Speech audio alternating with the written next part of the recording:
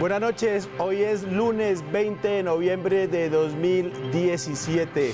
Desde esta ciudad llena de agua y de aguaceros, no solamente climatológicos, sino de escándalos de corrupción, de abstención electoral y de otros fenómenos políticos, les damos la más cordial bienvenida a una nueva emisión de NSN Noticias, que hoy, como siempre, viene lleno de desinformación. En NSN les contamos cómo serán los Juegos del Uribismo para hacerle competencia a los Juegos Bolivarianos. Hoy veremos cómo es la reencarnación a la colombiana. Les explicamos por qué no deben temerle a la inteligencia artificial. Hoy estará con nosotros aquí en el estudio el periodista y escritor Daniel Samper Pisano. Y con ustedes están los desinformantes.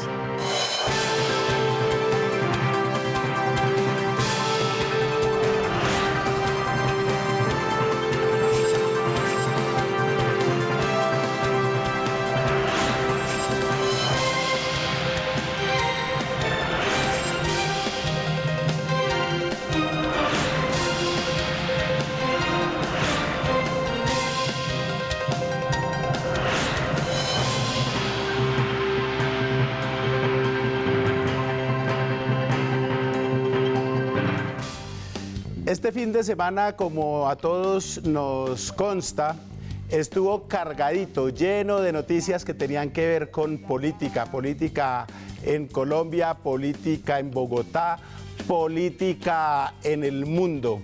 Y hablando precisamente de la política en Colombia, pues tuvimos ayer la famosa consulta interna del Partido Liberal, que como todos vimos ganó el ya candidato Humberto de la Calle Lombana. Humberto de la Calle es un hombre que sin duda puede ser una figura muy interesante en el posconflicto. Es un hombre que conoce el Estado, que conoce el país y el país lo conoce a él. Humberto de la Calle es un tipo decente, que no insulta. Tiene la ventaja y a la vez el problema de que es candidato del Partido Liberal, pero en medio de todo hay unas cosas que le favorecen, y es que es un hombre que no despierta odios, es un hombre que no discute usando descalificativos ni acudiendo a golpes bajos. Es por lo tanto un candidato que tendrá que ver si se va de una hasta la primera vuelta o si por el contrario va a armar o va a poder armar una gran coalición como él lo ha manifestado antes de la primera vuelta. Vamos a ver, amanecerá y veremos, pero el asunto es que ayer, en el buen sentido de la palabra, el doctor Humberto de la Calle se convirtió y triunfó como el verdadero anticristo. Por otro lado, tuvimos noticias de lo que pasó en Chile, donde otra vez las encuestas volvieron a pifiarse, como se pifiaron en el Brexit, como se pifiaron aquí en el plebiscito y como se pifiaron en Estados Unidos con las elecciones que ganó Donald Trump hace un año. Y el señor Piñera, que pensaban algunos que podía ganar en primera vuelta, pues no, le va a tocar irse a segunda vuelta a ver si puede repetir presidencia. Y va a ser una segunda vuelta en un día que es muy importante para los colombianos, como es el 17 de diciembre, que es un día que todos recordamos por fechas históricas. Vamos a ver si al señor Piñera le alcanza la cuerda, porque al parecer su discurso de derecha no caló tanto como él esperaba. Los que daban las mejores proyecciones pensaban que iba a poder sacar más de 10 puntos de diferencia y más del 50% de la votación, cosa que no ocurrió. Entonces se va a segunda vuelta, así que en Chile nos quedamos en suspenso a ver si el candidato oficialista puede arrebatarle la oportunidad de repetir, como dijimos, al señor Piñera, que es un hombre bastante derechoso y que probablemente va a llegar a tratar de volver trizas todo lo que ha hecho la presidenta Bachelet. Y por último, hablando de presidentas, tenemos que hablar no de una presidenta, sino de la canciller alemana Angela Merkel, que después de varias semanas de tratar de armar un gobierno de coalición en su país, no lo logró. Ayer se rompieron las conversaciones y están ante dos posibilidades, en una disyuntiva los alemanes. Una es que eventualmente sea designada canciller en minoría, cosa que es posible, pero que nunca ha ocurrido desde que nació la República Federal de Alemania en 1949. Entonces, esa es una posibilidad, que sea una canciller en minoría, lo cual la debilitaría muchísimo para su gestión, no le daría mucha gobernabilidad. Y la otra opción, que no es nada grata tampoco, es la posibilidad de que haya elecciones en marzo, de que repitan las elecciones generales en el mes de marzo, cosa que probablemente a muchos alemanes les llama la atención, pero a otros no les parece tan interesante.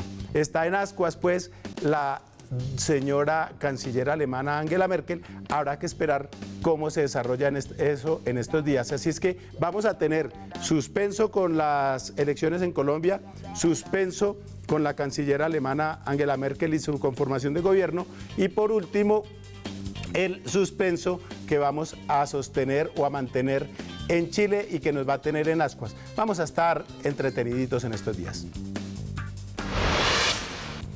Y bueno, antes de comenzar ahora sí con la desinformación, quiero invitarlos como siempre a que nos acompañen, a que nos sigan en nuestra cuenta de Twitter NSN Noticias y que nos hagan sus comentarios usando el hashtag Los Desinformantes. Ahora sí, entremos en materia con la visita que hizo hace unos días el presidente Juan Manuel Santos a los Emiratos Árabes Unidos, que ha generado muchísima controversia. Por eso, Daniel Ruge quiso hacer un informe sobre las bondades en materia de inversión y desarrollo que dejará esta importante visita del presidente colombiano a esas lejanías. Aquí está el informe de don Daniel. La visita del presidente Santos a los Emiratos Árabes sirvió para anunciar una millonaria inversión en el país para extraer oro en el páramo de Santurbán. Los emiratíes son conocidos en el mundo entero por sus capacidades en ingeniería y arquitectura para modificar la naturaleza. El mejor ejemplo es esta isla artificial en forma de palmera. Pues bien, desde ya se han presentado proyectos que muestran cómo quedará el páramo según sea el ganador de las elecciones. Si Marta Lucía Ramírez gana, los emiratíes proyectan que dejarán así a Santurbán. Si Humberto de la Calle gana las elecciones, así quedaría Santurbán. Si el presidente es Vargas Lleras, seguramente el paisaje del páramo será así. Si es el que diga Uribe el ganador de las elecciones, los árabes dejarán el páramo así. Si el ganador es Alejandro Ordóñez, seguro el páramo quedará así. En todo caso, vale la pena recordar que no todo lo que brilla es oro. También puede ser la gomina de Juan Carlos Pinzón. Regresamos. Bueno, lo que sí no podemos negar es que algo de verdecito sí va a quedar, a pesar de todas las habladurías de la gente de la oposición, que no hace sino meterle cizaña a lo que pasa en el gobierno. Vámonos ahora sí a hablar de otro tema que tiene que ver, pero no tiene que ver, para entender por qué los árabes decidieron invertir en Colombia. Por eso yo le pedí a Angélica Casallas que nos explicara uno por uno los puntos que fueron negociados en esa gira para que los televidentes, para que ustedes allá en sus casas tengan claridad de qué fue lo que pasó con precisión. Adelante, Angélica.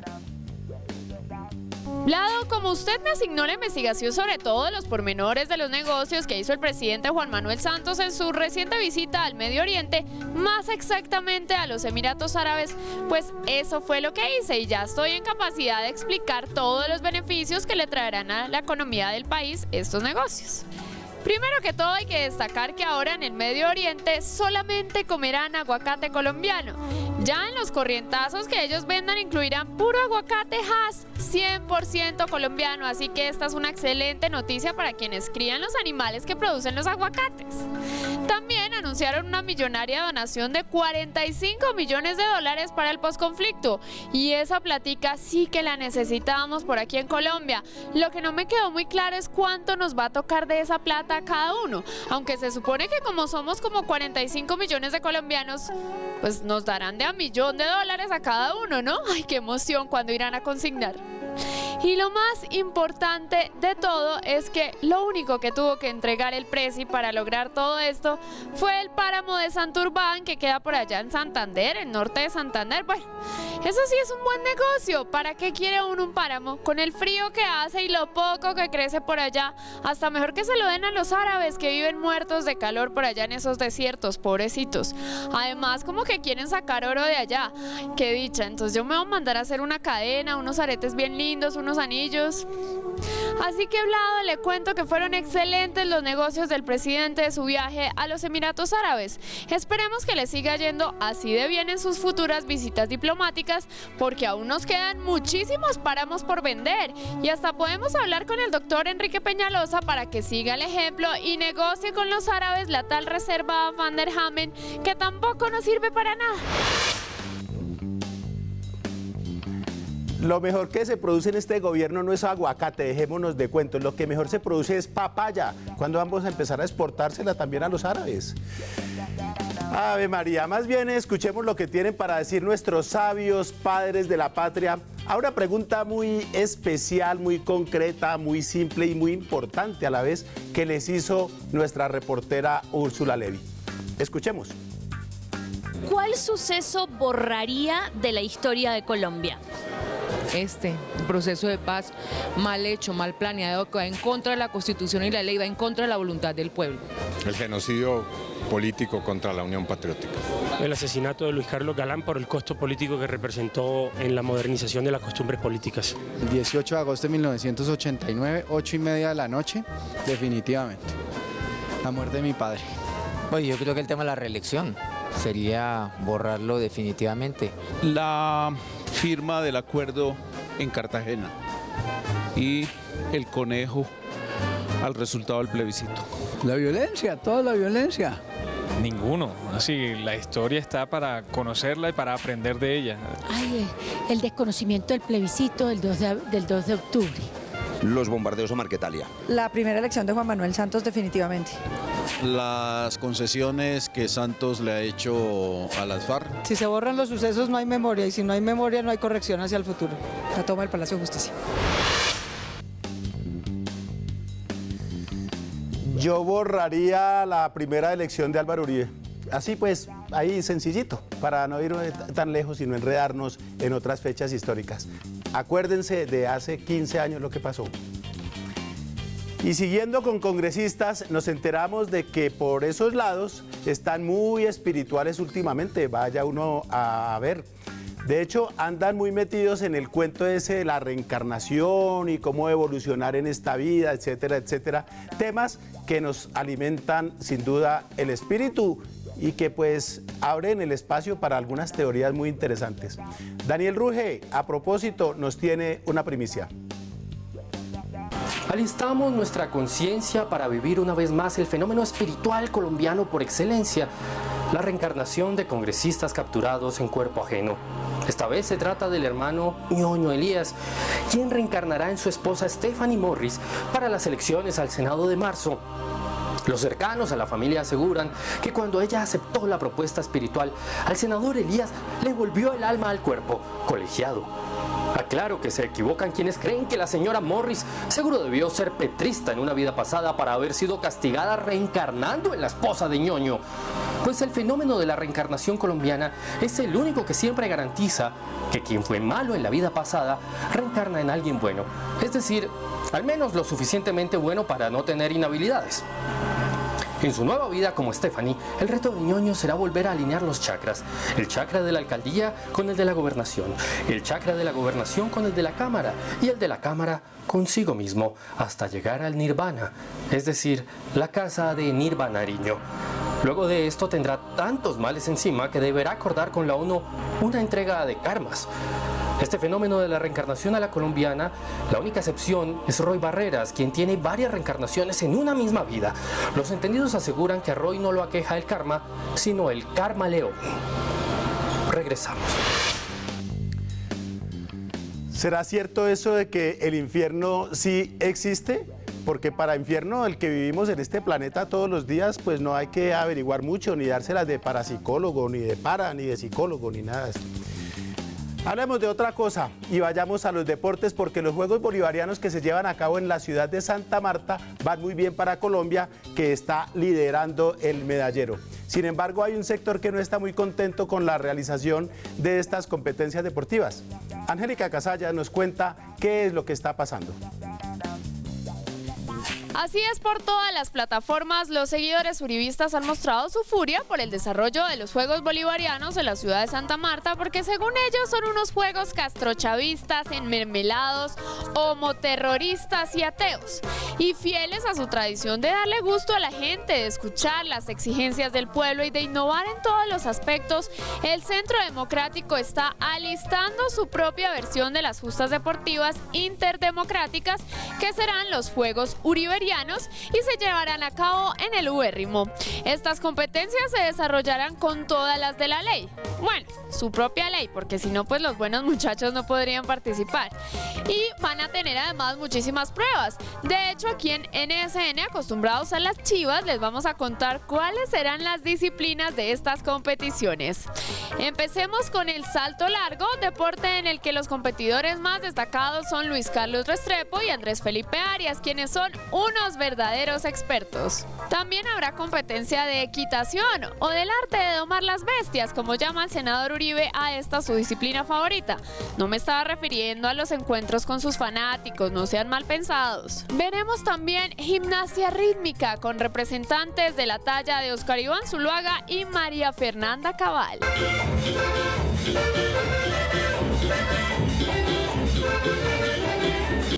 Obviamente veremos también disciplinas tradicionales como zancadilla sincronizada, persecución política individual y por equipos, desaparición de jóvenes inocentes, financiación estilo libre, elaboración de manillas de caña flecha, delimitación de zonas francas, cohecho individual y difamación contra reloj, entre otras especialidades. Mejor dicho, esto pinta fabuloso y por eso nos toca tramitar desde ya las credenciales para hacer el debido cubrimiento de semejante evento y darle el despliegue que se merece. Así que Vlado siga con más desinformación en el estudio mientras yo adelanto esos trámites. Ese cubrimiento va a estar sensacional. Yo voy a estar allá en primera fila. Eso sí, siempre y cuando los del Centro Democrático pues me den la correspondiente credencial. Bueno, y volvamos a cambiar de tema y hablemos de sabios y de genios, de esos de verdad, porque el famoso científico Stephen Hawking anda muy preocupado por los efectos que pueda ocasionar en el mundo el uso de la inteligencia artificial. ¿Por qué está tan preocupado? ¿Por qué en Colombia no tenemos de qué preocuparnos? ¿Será que no? Úrsula Levy nos explica cómo es esta vuelta.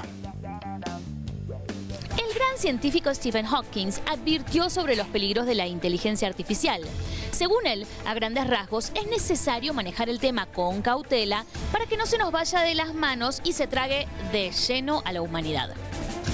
Sin embargo, nosotros no entendemos el motivo de angustia del respetado científico. De hecho, en Colombia ya tenemos muestras de los avances logrados en materia de inteligencia artificial, sobre todo en una entidad que todo el país respeta y admira, el Centro Democrático. Es más, aquí tenemos unos pocos ejemplos de esos desarrollos que se extienden por todas las ramas del saber. Por ejemplo, en humanidades.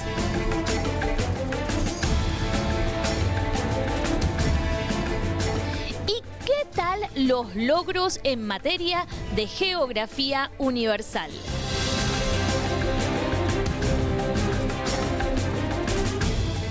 Impresionante, y en biología ni se diga.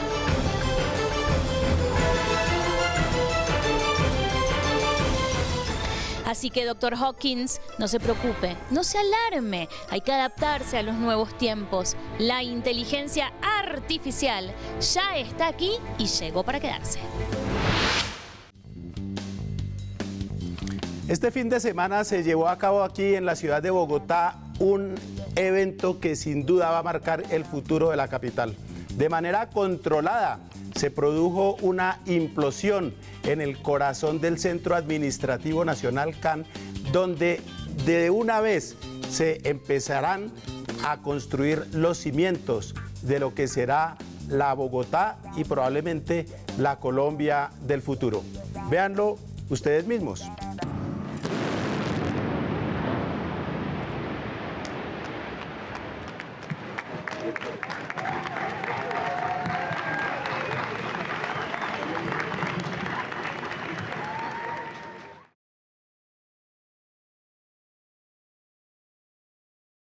De esta manera comienza a moverse esta noche en NSN el carrusel de la desinformación.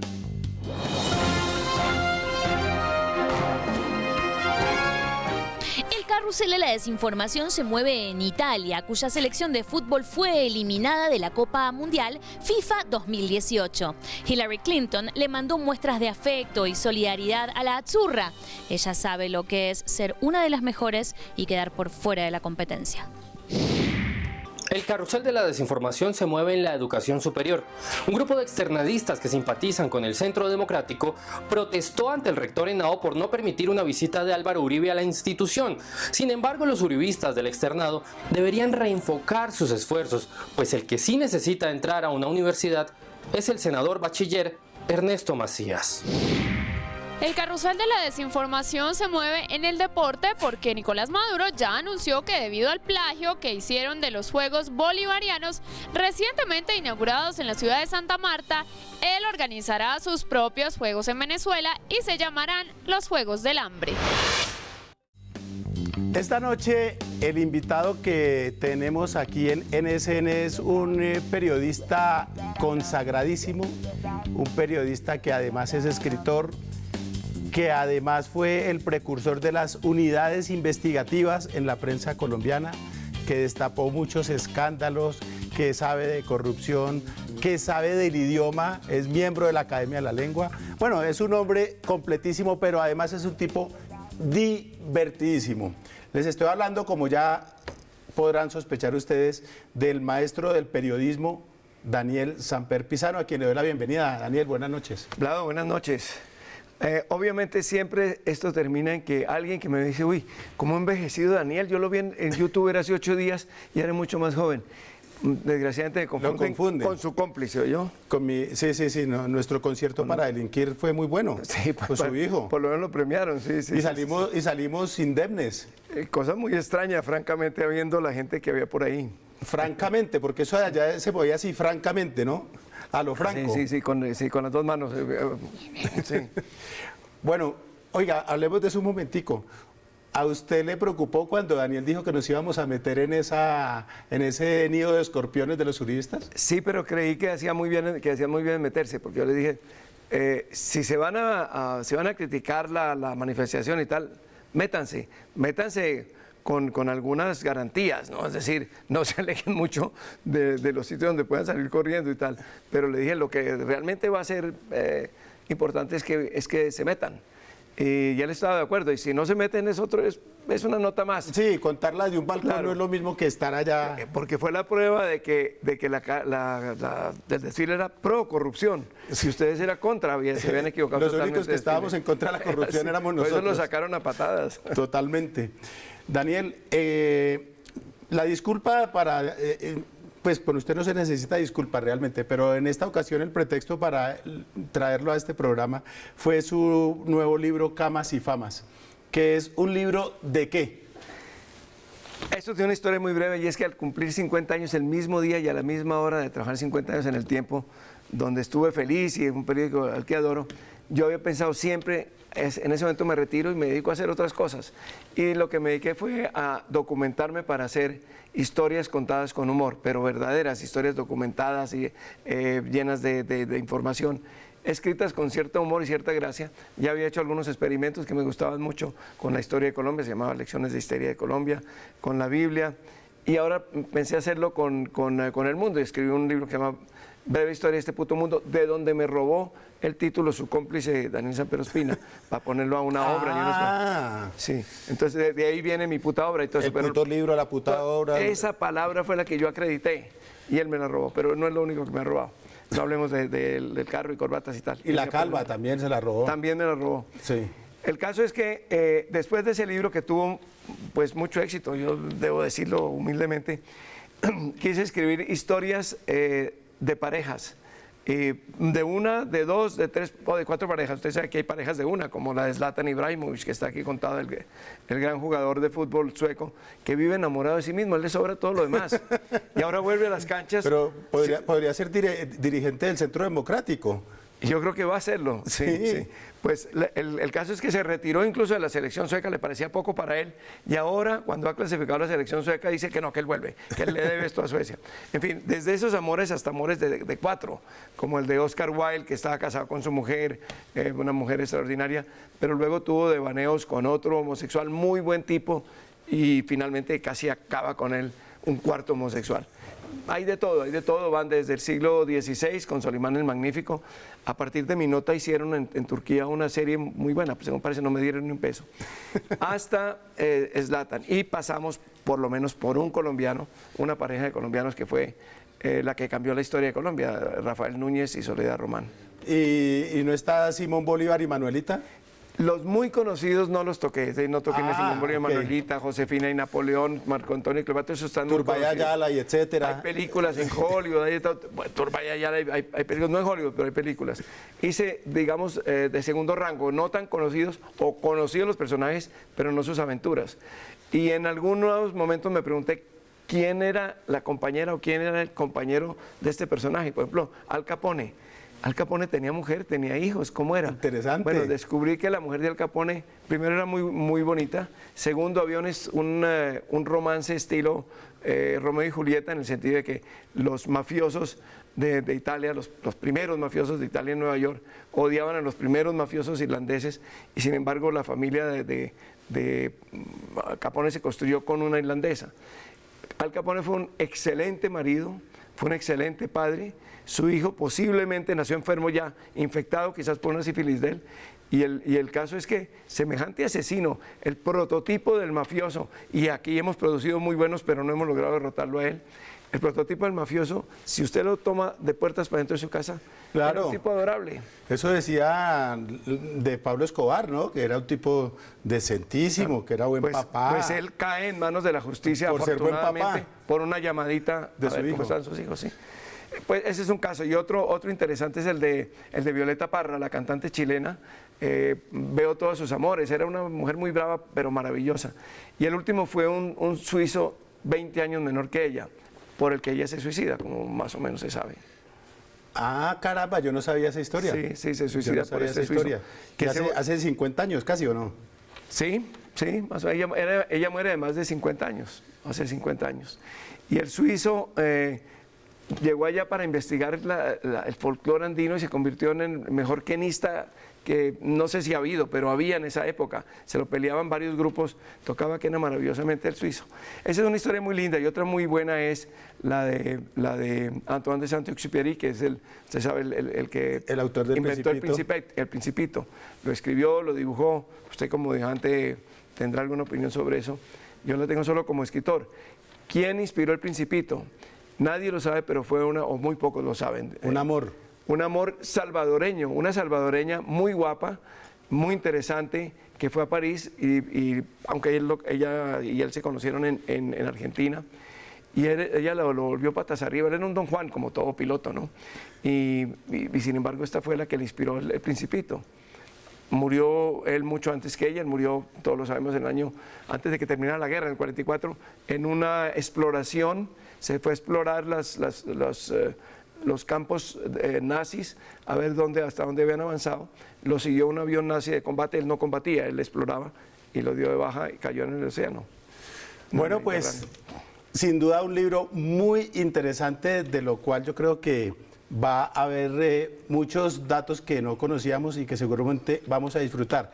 Pero ya cambiando de tema, vamos a hablar después de comerciales de otras cositas, porque este señor, aparte de estos cuentos que tiene en sus libros, que son bastante entretenidos además, tiene muchas historias que contar. Pero de eso hablaremos al regreso.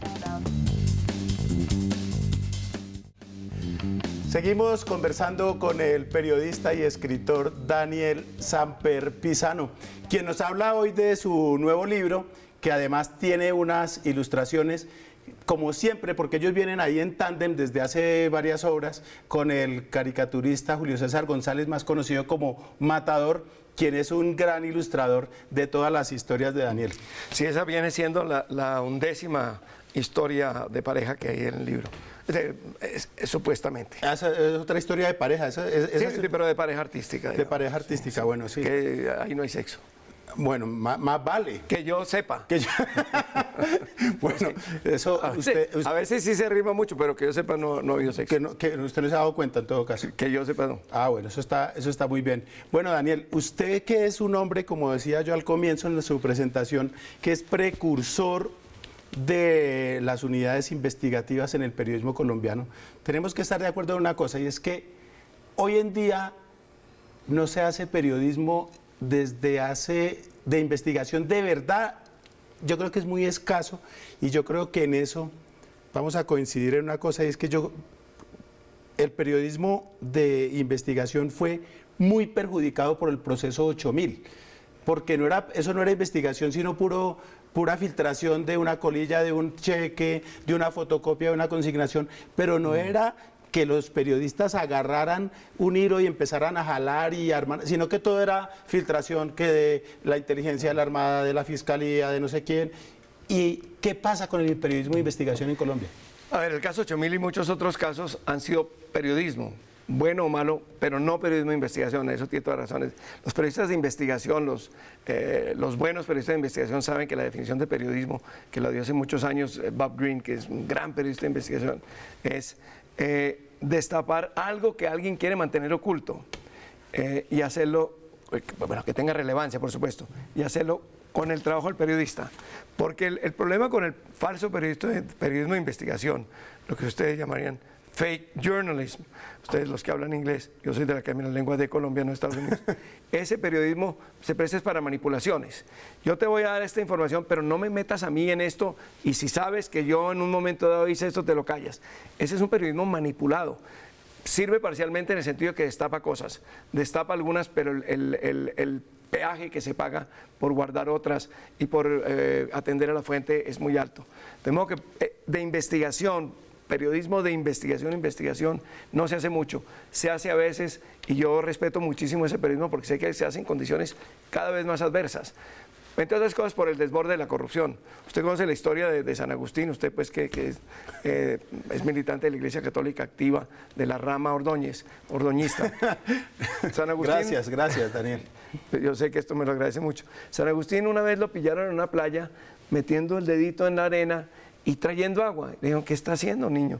Digo, no, es que estoy tratando de pasar el mar aquí. Y entonces le dijeron, es más fácil que usted pase el mar acá, que entienda el misterio de Dios. Bueno, el periodismo de investigación en Colombia consiste en abrir un huequito y traer agua, pero el mar que se ha desatado es que no cabe ni en otro mar parecido. Cuando yo trabajaba en periodismo de investigación, digamos que el hueco al que llevábamos el agua era más grande y el agua era más pequeña. Ahora está desbordada la corrupción, es decir, esto de ver uno que la cumbre de la limpieza generalmente en los países democráticos es el sistema judicial, y que varios de esos magistrados, afortunadamente no todos, y hay unos muy respetables, estaban vendidos no por 100 pesos, por 100.000 millones de pesos.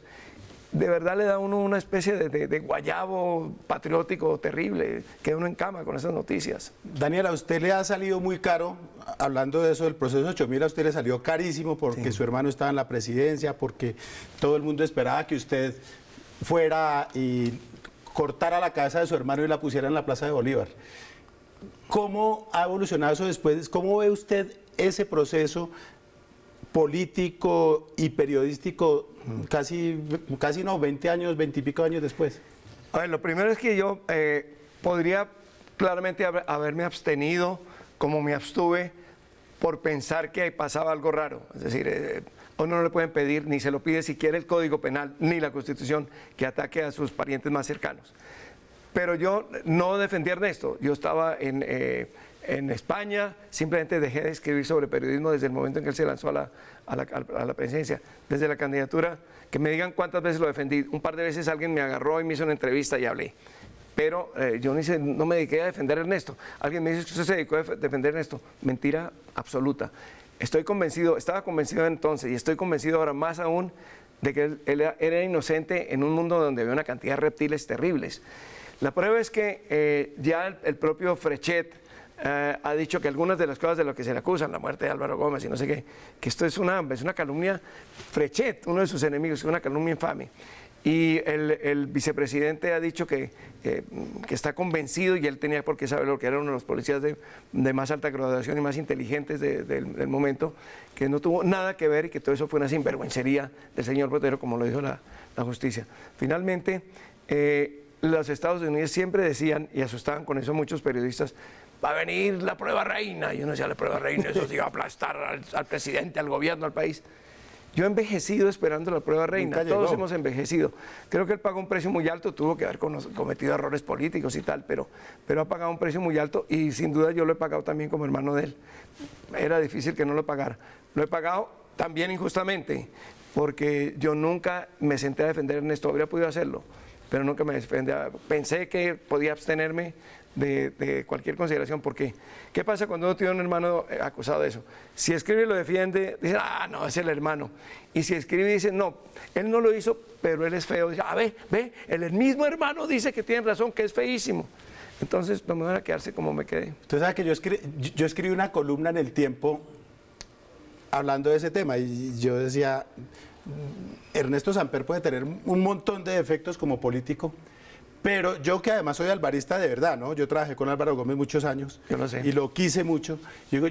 Yo no veo a Ernesto Samper metido en una cosa de ese calibre. Obviamente los alvaristas por eso me odian, muchos alvaristas y tal, y me mandaron inclusive unos mensajes horrorosos por las redes sociales después de que dije eso, ¿no? Me decía, alguien me prometió un pepazo en esos términos, porque eso todavía suscita esas cosas, ¿no? Claro, y ese es un tema que no se ha agitado suficientemente, que le han podido tender una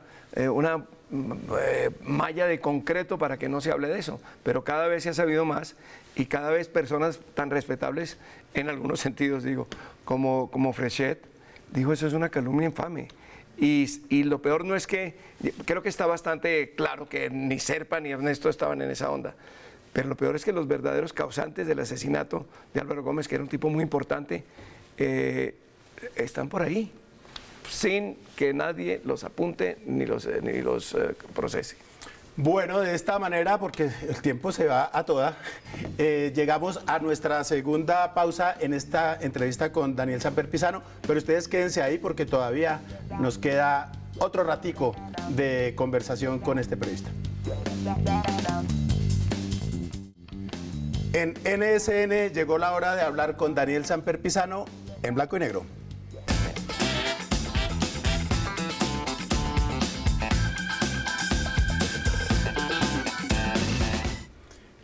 ¿Comer o beber?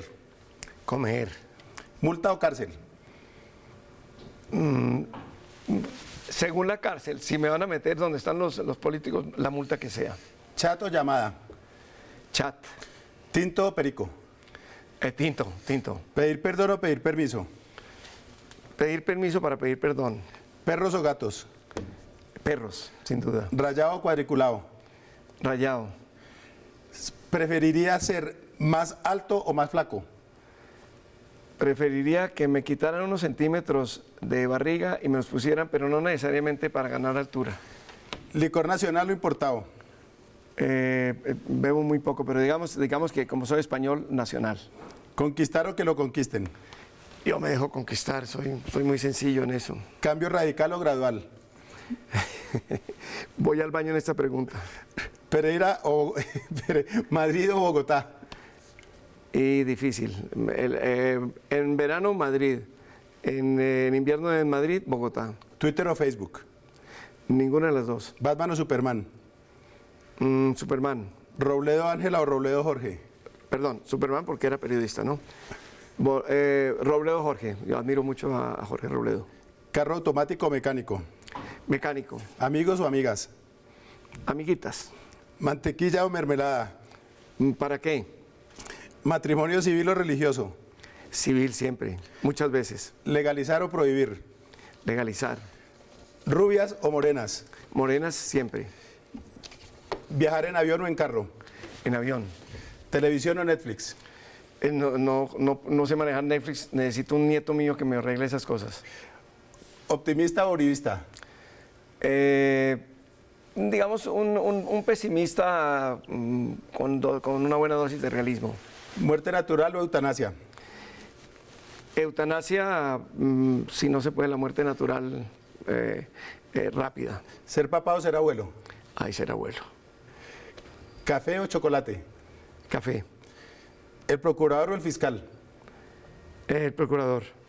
¿Aguapanela? Actualmente, no como institución, sí. ¿Aguapanela o limonada? Según la hora y el nivel de la gripa. ¿Vino o aguardiente? Vino. ¿Santos o Uribe? Santos.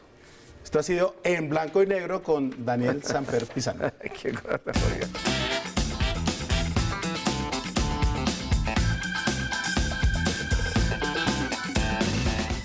no. Bueno, usted, Daniel, sigo. ¿Cómo le fue ayer con la consulta liberal? ¿Ganó o perdió? Digamos que, para empezar, yo no voté. Yo no soy liberal. Quizás habría sido liberal del siglo XIX o de los años 30 a 45, pero de esto no se puede ser de ese partido, ni de muchos otros. No voté, entre otras razones, porque tengo la cédula inscrita en España, que es donde suelo votar. Pero no habría votado aunque tuviera la cédula inscrita. Y si hubiera votado, habría votado, aunque haciendo un esfuerzo y superando algunos traumas, por Humberto de la Calle. ¿Su hijo se votó de frente a apoyar a Humberto de la Calle? Sí, él los domingos le pasan cosas raras, pero no, Humberto de la Calle ha sido un buen amigo de él, ha sido su defensor en el caso contra el procurador, ganó de la Calle ese caso. De manera que yo entiendo perfectamente los motivos de agradecimiento de Daniel con de la Calle y se los respeto totalmente. ¿Usted cómo ve el panorama para las elecciones próximas? Usted, un colega suyo y el mío, dice que la segunda vuelta eso va a estar Marta Lucía Ramírez versus Vargas Lleras. ¿Usted cree que ese puede ser el escenario? Vamos, que como español no puedo opinar sobre eso, oye. No, a ver, yo tengo la esperanza, y más con el triunfo de Humberto de la Calle que de Juan Cristo, que es amigo mío, dicho sea de paso. Tengo la esperanza de que eso haga más fácil una buena unión de izquierda en torno a algún candidato. Sé que en el poder la cosa es distinta y eso se atomiza y tal, pero se atomizan igual los otros y roban. Estos por lo menos no van a robar, aunque peleen entre ellos. Cualquiera de los candidatos que se asoman por el lado de la izquierda o del grupo social, como llaman algunos otros, por cualquiera votaría. Con algunos llevaría tapabocas, como con Petro, por ejemplo. Pero ante la alternativa de votar por una alianza Uribe con cualquier cosita, votaré por el de izquierda. ¿Usted ve que estas elecciones van a estar, porque ya se les acabó, aunque no lo admitan, se les acabó el pretexto de las FARC, ¿no? A los de la derecha y la extrema derecha se les acabó el pretexto de las FARC. Y la corrupción, cuando los toca, dicen, no, pero es que en los otros partidos también hay corrupción, la corrupción no es nueva, y sacan una cantidad de cosas. Miren China y miren Rusia. Exactamente. Pero usted ve el panorama electoral, ¿cree que hace una campaña sangrienta, cochina? En Colombia tiende siempre hacia ensuciar las cosas, hacer trampas, pero sí, un paisito que a duras penas tiene radios de transistores y ya ha sido capaz de hackear desde la campaña de Zurriaga, hackeaban las otras. Es decir, nosotros no hay mal que no acojamos si nos sirve, y sobre todo dentro del pensamiento utilitario de que lo importante es hacer las cosas sin importar los medios ni los valores. Pero yo espero que más allá de la campaña y tal, lo que se salve sea la paz. Yo cuando digo votaré por este sector es porque creo que es el sector más adecuado para salvar un proceso de paz. Me parece, nunca he sido amigo de Santos, no voté, digo, amigo político de Santos, no voté por él, pero creo que la mínima percepción favorable que hay de Santos es un poco injusta. Él nos llevó finalmente a un proceso que históricamente no se había dado, que era el de la paz. De manera que creo que eso hay que heredarlo. Cometió todos los errores que uno quiera, pero hay que salvar eso, tenemos que salvar eso. Es nuestro deber ante nuestros hijos y nuestros nietos salvar lo que hay de paz, seguir adelante y poderles entregar un país un poquito mejor que lo que hemos heredado, ¿no? Eso solo se logra si no le ponemos atención a los que están hablando de cómo destruir la paz, sino que ellos que hablan de construirla, de seguirla construyendo. Bueno, Daniel, pues muchísimas gracias por venir, por sus opiniones. Podríamos hacer varios programas juntos hablando de muchas cosas. Esperemos que vuelva, ya conoce el camino. Y mucha suerte con su libro. Pues no hay que decirle porque usted siempre encabeza listados. Nada. Muchas gracias. Ojalá sí tenga suerte con el libro y muchas gracias por la entrevista. Bueno, y a ustedes muchísimas gracias como siempre por acompañarnos en NSN. Los esperamos como de costumbre el próximo lunes aquí a las 10 en punto de la noche, como siempre, para seguirlos desinformando. Eso sí es verdad.